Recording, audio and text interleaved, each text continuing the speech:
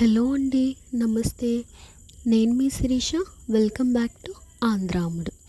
ఇవాళ నేను బ్రెడ్ పకోడా ఎలా వేసుకోవాలో చూపించేస్తాను. లేట్ చేయకుండా ప్రాసెస్లోకి వెళ్ళిపోదామా? మీకు కావాల్సినంత బ్రెడ్ తీసుకుని మీకు నచ్చిన షేప్లో ఇలా కట్ చేసుకుని పక్కన పెట్టుకోండి. ఇప్పుడు ఒక బౌల్ తీసుకుని 1 కప్పు శనగపిండి వేసి 3 టేబుల్ స్పూన్ల బియ్యం పిండి వేసి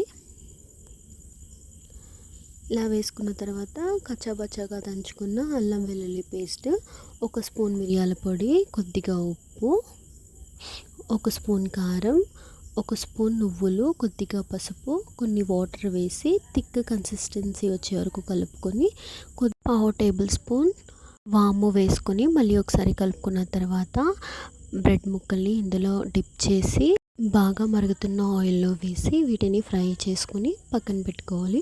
ఇప్పుడు స్టఫింగ్ కోసం వేయించిన పల్లీలు, కొద్దిగా ఉల్లి తరుగు, కొద్దిగా కొత్తిమీర, 1 టేబుల్ స్పూన్ కారం వేసి కొద్దిగా ఉప్పు, 1 చెక్క నిమ్మరసం వేసి బాగా మిక్స్ చేసుకోవాలండి.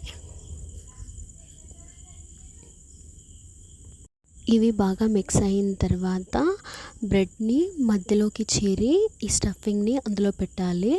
యాక్చువల్లీ వీడియో తీయడానికి అవ్వలేదండి, ఇంకా అందుకే నేను పెట్టలేదు.